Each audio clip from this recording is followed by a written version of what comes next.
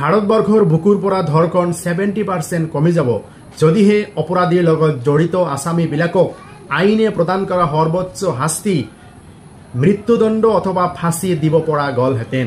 দেখা গৈছে ধৰ্ষণৰ লগত জড়িত অধিকাংশ ব্যক্তিসকলক যাৱজ্জীৱন কাৰাদণ্ড বিহা হৈছে, 20 বছৰ কাৰাদণ্ড বিহা হৈছে, 15 বছৰ কাৰাদণ্ড বিহা হৈছে আৰু হাই প্ৰফাইল মানুহ যিবিলাক ধৰ্ষণৰ লগত জড়িত সেইবিলাকক কোনোবা ৰাজনৈতিক দলৰ সুবাদত সেইবিলাকক ৰাজকীয় মৰ্যাদা প্ৰদান কৰা হৈছে, জেলত ৰখা হৈছে ঠিকেই, কিন্তু সেইবিলাক আসামীসকলক মাজে মাজে পেৰলত এৰি দিয়া হৈছে।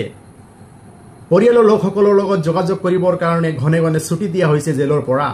আৰু ৰাষ্ট্ৰপতি আৰু ৰাজ্যপালৰ ক্ষমা আবেদনৰ যিটো ক্ষমতা আছে, ক্ষমাদান প্ৰক্ৰিয়া, সেই প্ৰক্ৰিয়াৰ জৰিয়তে আসামীবিলাকক প্ৰি মেচুৰ ৰিলিজ কৰি দিয়া হৈছে। এনেকুৱা কৰিলে ভাৰতবৰ্ষত ধৰ্ষণ কেতিয়াও নকমে, বৰঞ্চ বাঢ়ি যাব।